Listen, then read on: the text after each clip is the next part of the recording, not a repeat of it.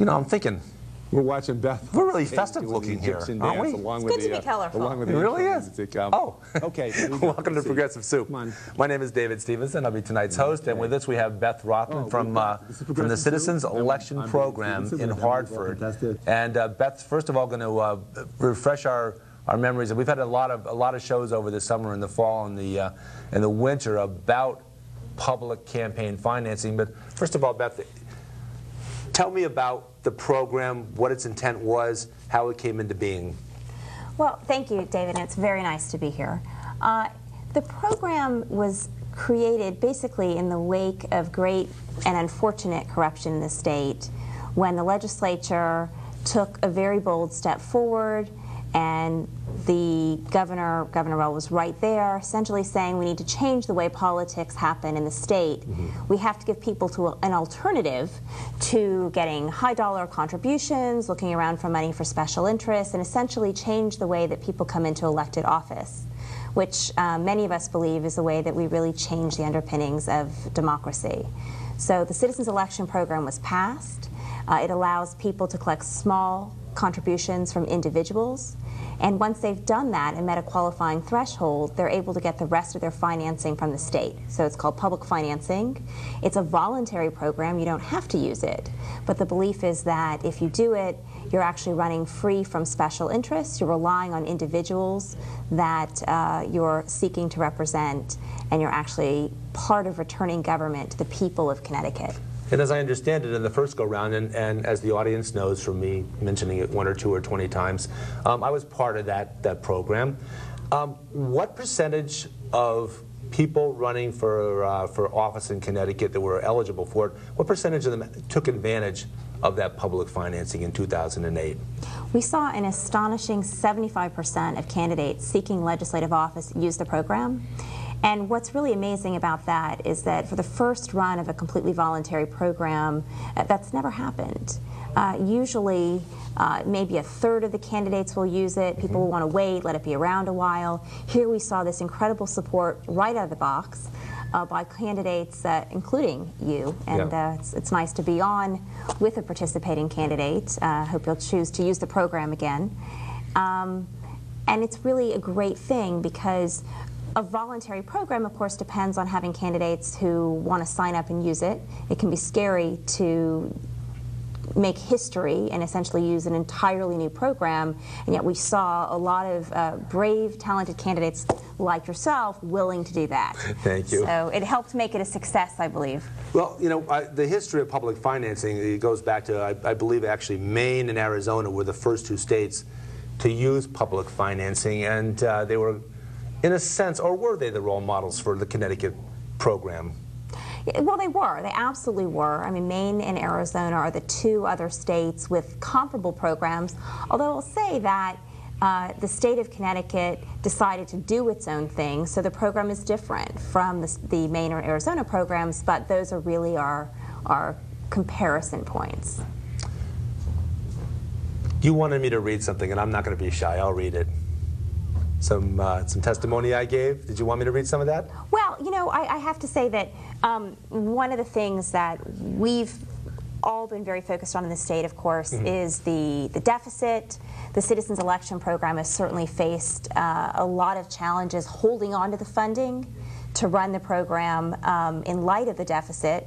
We believe that the investment in the democratic process is crucial, that it's a small fraction of the, less than 1% of the state deficit, but you would offer testimony at our post-election hearings where you talked about that. I thought did it very well, and thought it might be nice to have a participating candidate share that. Well, so up to you whether or not you want to read it, but you probably know what you said. I'm probably going to be redundant, but before I look at it again, because I haven't seen it in quite some time. Sure. But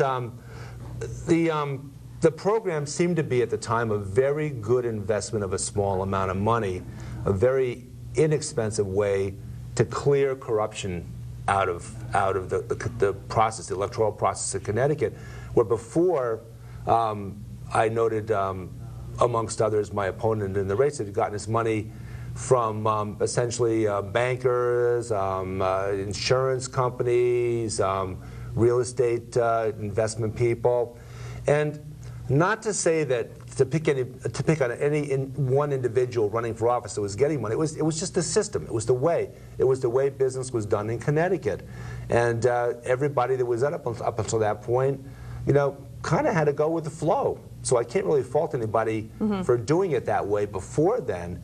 But I'll note that both my opponent and I in the 107th 2 years ago took advantage of the program, took good advantage of the program, gathered in the small contributions that we got from regular folks, and because of that we were able to keep that lobbyist money out of the picture, because as I recall, we could not accept any donations from lobbyists, relatives of lobbyists, a lot of people that had been giving money before to elections to candidates were pretty much shut out of the system. They were pretty much shut out of the process. And it made for, I think, a very good program. I'll read a little bit of it. Okay, this goes back to December 5th, 2008, right after the election was over. My name is David Stevenson. I live in Bethel, and I'm a full-time real estate professional. In May of this year, I was asked to seek the office of state representative, and I took on a second full-time career for the following 6 months. I had the pleasure of many great neighborhood discussions with voters in the 107th District. I conducted a spirited race against David Scribner, a good and decent person whose voting record I disagreed with. My experience is one which I would greatly recommend to anyone with a strong will, lots of energy, and a wonderful, supportive family. My wife Diane was and continues to be incredible. The process also brought many young adults in the process, people like Sal Liccione, who managed my campaign, and Michael Gradia, Nick Allred, Bob Garavell, James Root, and many others who campaigned door-to-door with me by foot or by bicycle. Today's volunteers are tomorrow's candidates. Okay, that's enough of that. But let's get back. It's a little schmaltzy from that point on. But essentially, I felt a whole new sense about politics that I'd never felt before. And a lot of us that ran for the first time would not have run if not for the fact that we didn't have to concentrate on having fundraisers. I mean, we really had a very limited amount of time spent gathering in small donations to reach that 5,000 plateau for state representative, for example. Yeah.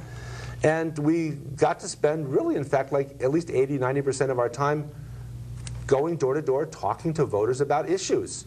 It became an issue-oriented campaign. It really was springtime in Connecticut in a lot of respects. How do you remember it? Well, you know, it's always great to hear participating candidates say that but for the program they couldn't have seen themselves doing this, because I think that is really one of the main things this program is designed for, to bring new people into the democratic process at the same time as having the existing people who are already in elected office have another alternative. So they may have been used to going to certain fundraisers where they very quickly raised large dollars organized by lobbyists and people with other connections to the state. Now, here's your alternative. You've got to go into your districts, get small dollar contributions, because for a change, those $5 contributions are what really matters. Yeah, and I got a ton of those $5 contributions, and it really was exciting. Yeah. And a lot of the folks that gave me $5 actually ended up giving me literally 100 hours of their time over the course of the campaign. Yeah. And you can't measure what it would cost to buy somebody's 100 hours. I mean, this was time freely given. You know, candidates on both sides of the aisle all of a sudden had volunteers out there that were excited about the political process again. The process went from being one of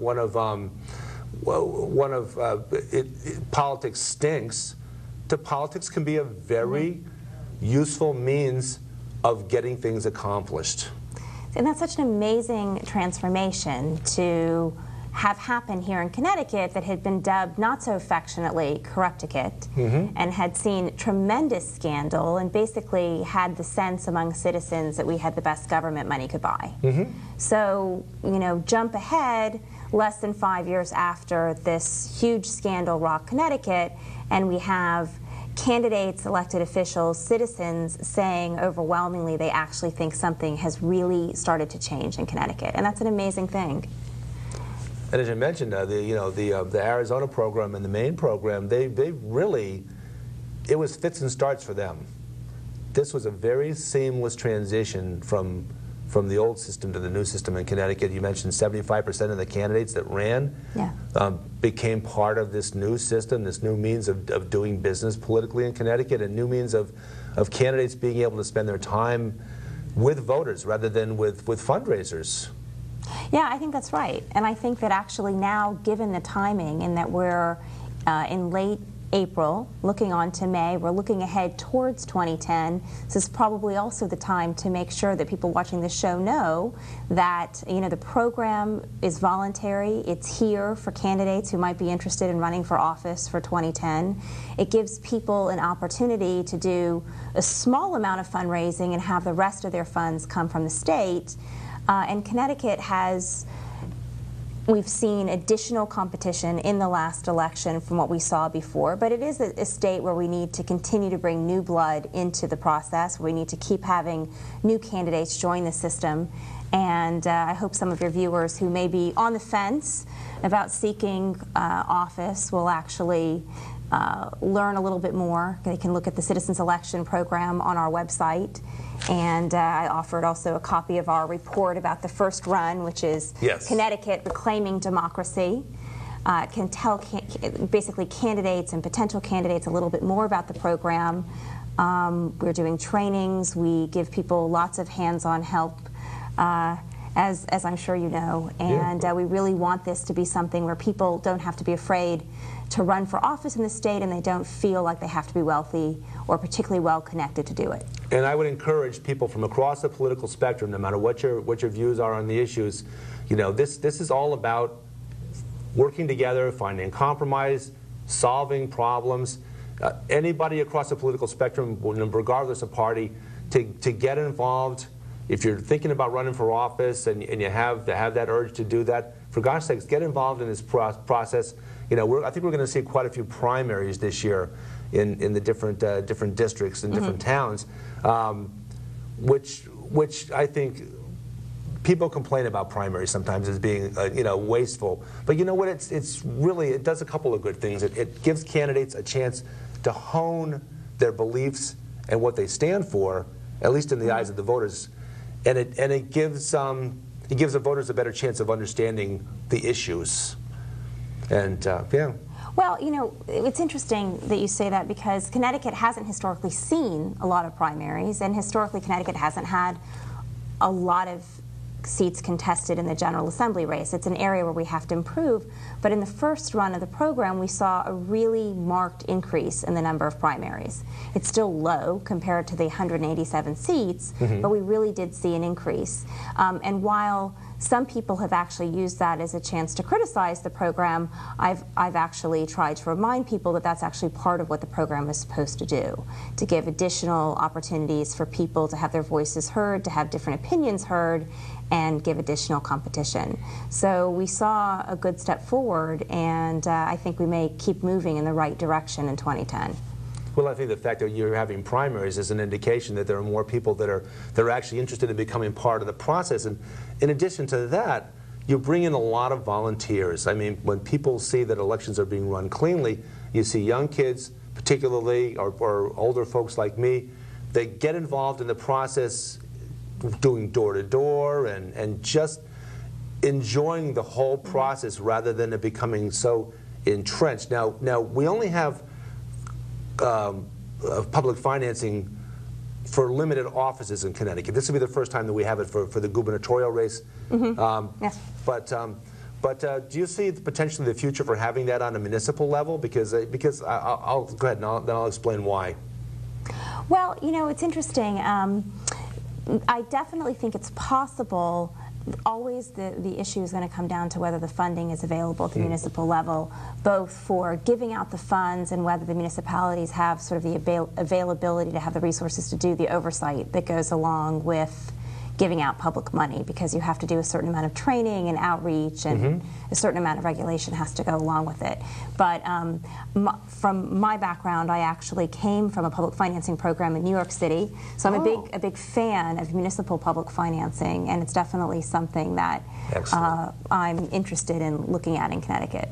Well, the reason why I brought that up is because I've been involved in some of the audits across the state of municipal elections. And what I found, and not to pick on Wilton, but Wilton had eight offices open for vote last year. And of those 8 offices, the minority party in Wilton only put a candidate up for 1 of those 8 offices. Picture. The picture, the graphic. What about it? Look, we need to get the graphic up. Well, this graphic here?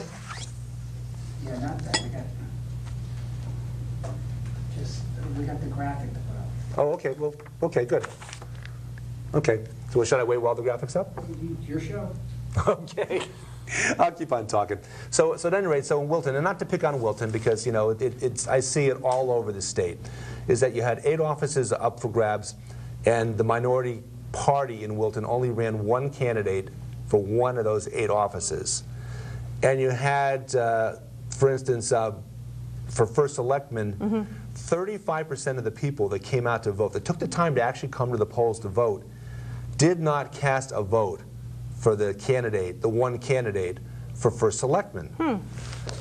For the Board of Education, which had two open spots, you had 2 people running from the majority party in Wilton and 0 from the minority party. And there were between 40 and 45% of the people that took the time to come out and cast a ballot. 45% of them did not write in those 2 candidates that were the only candidates on the ballot. Interesting. Now, what that says to me, that if the minority party had put anybody up as a candidate without any time spent actually even campaigning, they would have gotten, let's say, 30, 35, maybe 40% of the vote without even any effort. And yet they chose not to. And a lot of times in the towns in Connecticut, one party will concede races to the other party, and we end up with a one-party system in a town, which is really sad because, I mean, that's just not democracy at its best. We're on the other side having the primaries in different races. I think is democracy at its best, where you have multiple layers of contests to determine who is the best and the best qualified candidate for the job. I would agree with you. I mean, I think having people speaking about what their issues are, even if an incumbent has done a terrific job, I don't think that it does anything but advance the process to have somebody have to speak about their record, speak about their votes, be challenged, and maybe they'll be successful, maybe they won't. But I think that the additional voices, the additional choices, the options for the citizens, and then at a very basic level, the opportunity for citizens to get involved both as volunteers and as meaningful donors at giving only $5 is really transformative for the state elections, and I definitely can see that making a difference down the road for municipal elections. Point well taken, and I think that it sounds like what you're saying is what I kind of think intrinsically and intuitively, is that if somebody's in office and unchallenged for a long period of time, human nature being what it is, they're going to get lazy. Being challenged is a good thing to keep fresh thoughts and fresh ideas coming forward. That regardless of the party, that somebody that's entrenched for a long period of time and is never challenged is going to get, for lack of a better word, lazy. Well, I mean, I think, to some extent, I'm sure it can depend on the individual. I think there's some true public servants who are going to do the exact same job regardless of whether they're challenged or not. And I think there are other people who have probably become too used to not being challenged, that they have started to see their position in the legislature as more of an entitlement than something that they really need to respond to the citizens of Connecticut about every 2 years.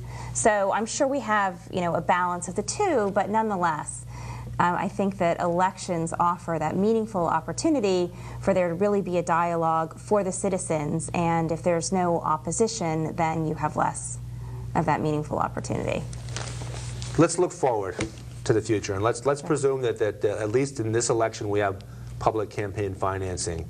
Where do we go from there? How do we expand it? How do we keep the momentum going? What do we need to change? I know we understand we have minority parties, the Green Party particularly, that challenged the law for the playing field not being level, and I think a lot of my friends that are Democratic and Republican Party agreed with that the level playing field wasn't there and needs to be improved and modified. And I think even the legislature is starting to deal with some of those things to make it a better system. Where do we go from here? Well, I mean, I have to say, first off, that you know, it was very important that we got off to a good start, and I think we did in 2008, because now we find ourselves in this incredible budget crisis, and yet, while we certainly have been cut, we're still here. We're still here. We still have the budget that we need to get through the 2010 elections. And I say all that because I think that, from my perspective, I think we can keep getting stronger, keep bringing new people into the process, keep moving forward, make the law better, address the issues raised in the decision, and there are a lot of good ways to do that pending before the legislature right now. But I think the good news is that there would be a lot of excuses to get rid of the program, and that hasn't been done. There have been some attempts, but they've never worked. We're still here, we're ready for 2010, and making it through this period with the court case, the deficit battles, several millionaire candidates, and all the uncertainty surrounding the court decision, and still being strong, I think means we're here to stay. That's a very good sign. That's a very good, and I'm always reminded by the young people that did door-to-door for me last time around, that today's door-to-door volunteers are tomorrow's candidates. I think you're absolutely right. And I saw a lot of that, and it was very heartening to me to see kids. Well, I say kids because, you know, I'm 56, and I probably said that on about 20 or 30 different shows. But the 20-year-olds, even the 30-year-olds, and sometimes even the 40-year-olds that have not been involved in the political process and kind of soured on it a little bit, to be excited about something again, to be excited about public service, and then get involved. I know, for instance, Matt Wagner down in Fairfield is now the Registrar of Voters in Fairfield. Got involved in this whole process, and there's a very good sense about giving something back to your community, whether it be through one of the low-paying jobs, would be like a legislator or a representative or a senator, or some of the more moderate-paying jobs, which by Connecticut standards aren't really very high-paying jobs. But you get a lot back by serving the good of the people and being out there and listening and learning and being part of the process. Yeah, I think you're right, and I think it's been very exciting to hear candidates and a lot of individuals around the state saying that the program has really given them the opportunity to run, or that they're thinking about running for the first time ever because of the program. It's very exciting to hear more people getting involved. I think that happened in 2008. I think we're going to see even more of that in 2010, and that's really what the program is here for. So it's a great sign, and it's a great step forward for the state of Connecticut. So big thumbs up for Connecticut. Go Connecticut. Big thumbs up.